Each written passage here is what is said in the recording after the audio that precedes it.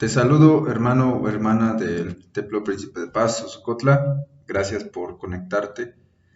Gracias por mantenerte en contacto pese a la situación que ya todos conocemos.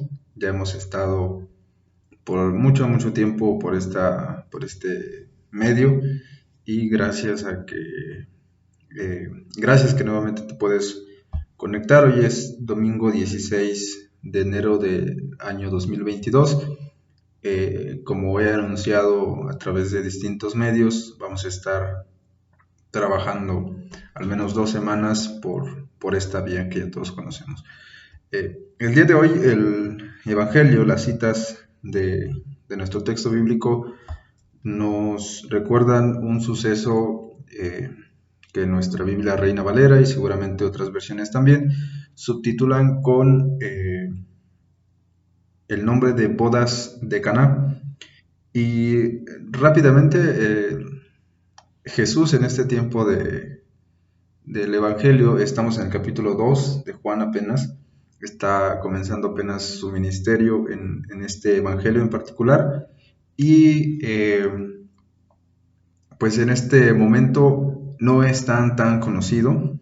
Si ustedes pueden revisar unos versículos anteriores, apenas está el momento en el que Jesús elige a quienes le van a seguir. Pero el ambiente de este texto bíblico es un ambiente de fiesta, de celebración, pero notemos que pese a que aparentemente haya un ambiente de fiesta y de celebración, el Evangelio y estos versículos que leímos no se enfocan en las bodas como tal, ¿no?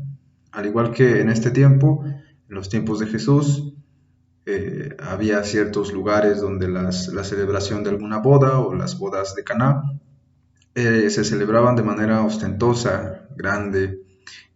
Hoy día hay incluso celebraciones eh, que duran hasta 3 días, a veces una semana en algunos poblados, y pues también en Sosocotro ustedes saben el ambiente de fiesta ante algún tipo de celebración parecida.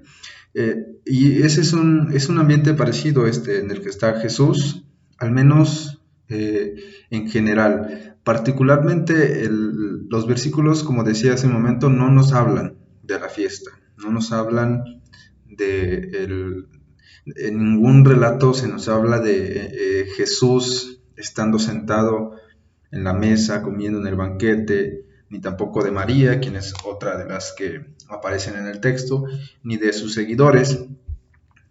Eh, el primer punto que vale la pena señalar aquí es que el escenario de este suceso, de estos versículos de Juan capítulo 2, nos hablan sí de una fiesta, pero de lo que está detrás de una fiesta. Nos hablan de personas preocupadas porque no hay vino. Nos hablan de personas que están preocupadas por el servicio que como tal implica una fiesta, y quienes se han aventurado a organizar una fiesta, por mínima que sea, saben que el estar tras bambalinas, el estar en este ejemplo particular de las bodas de Caná en la cocina, es una labor muy grande y muy trabajosa. Entonces, como decía, pese a que hay un ambiente de fiesta, los versículos que leemos nos hablan de lo que va a estar detrás de la fiesta, ¿no? Y mencionar también que el hecho de que empieza el ministerio y la obra de Jesús, y también sus milagros, ¿no? Porque lo cierto es que el milagro que se va a presentar y que leímos en Juan 2 es el convertir el agua en vino.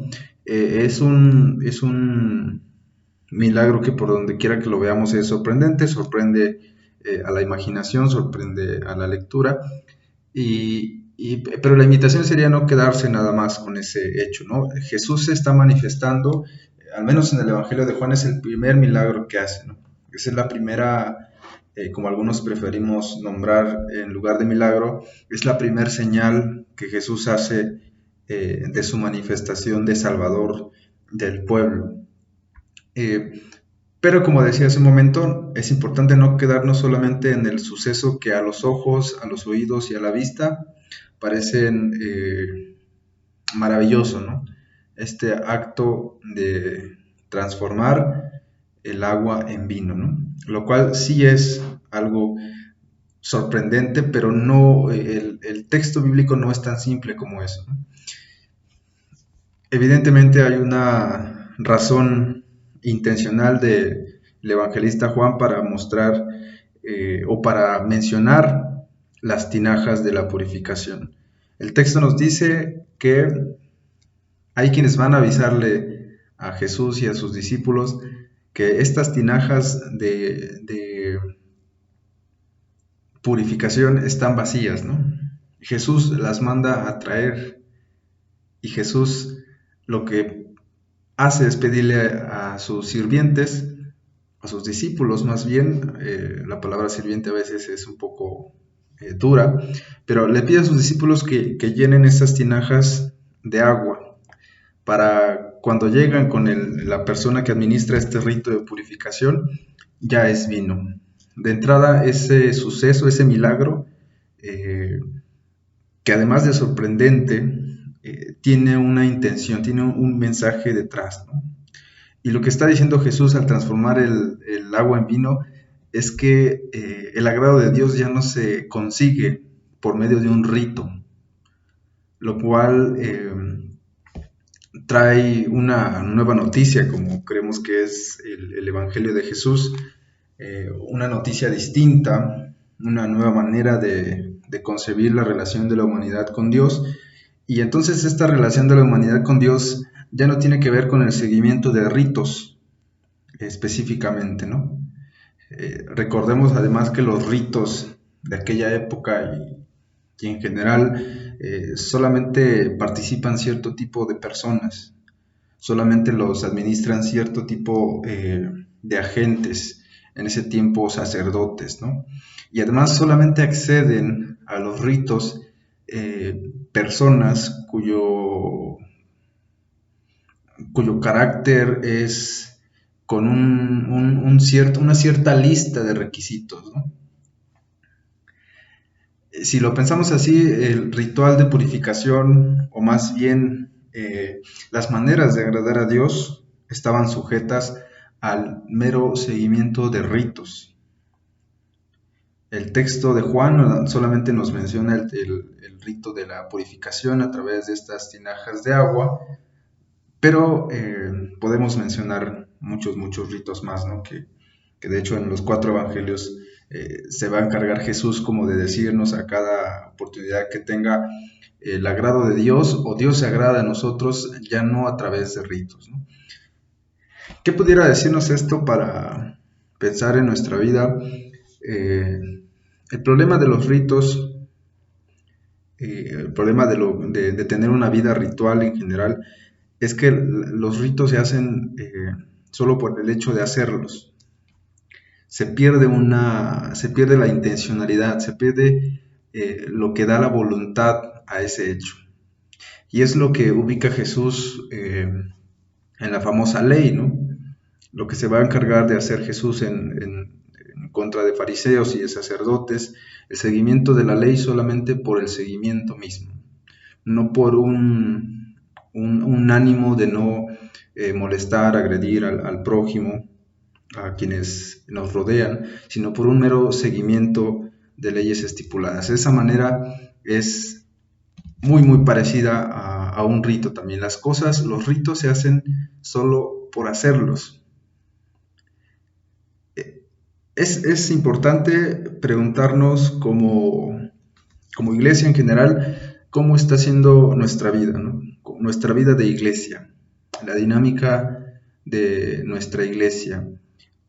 Tenemos actividades y las hacemos, asistimos los viernes al culto de oración solo por asistir o solo porque me lleva mi papá, me llevan mis abuelitos o porque me lo recordó el pastor o porque en ese momento estoy mal. Vamos al culto dominical, vamos a la liga, a la fraternidad, a la sociedad misionera femenil, solamente el hecho de hacerlo o hay otra intencionalidad detrás. Creo que este es el mensaje importante de Jesús.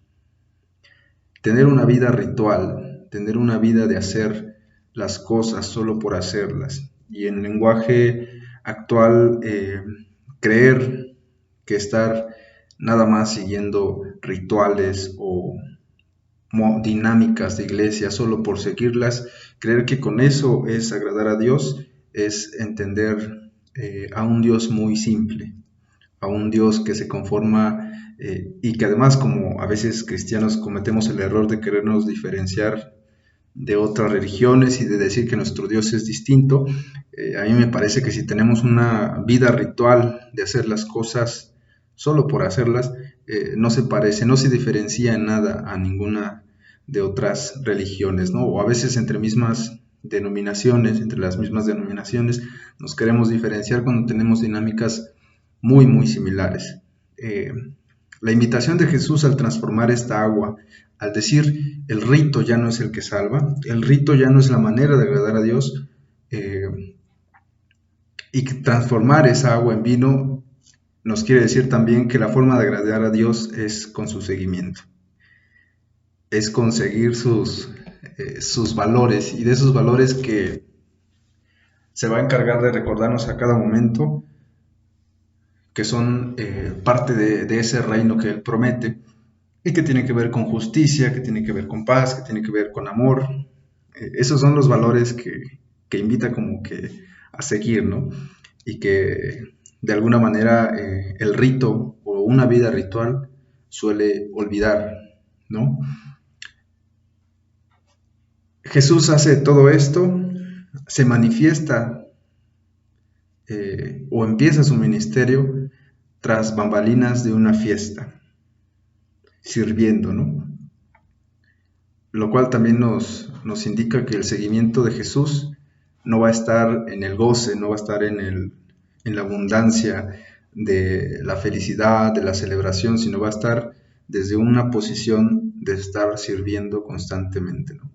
Y eso pues ya todos lo conocemos y lo hemos platicado en otras oportunidades.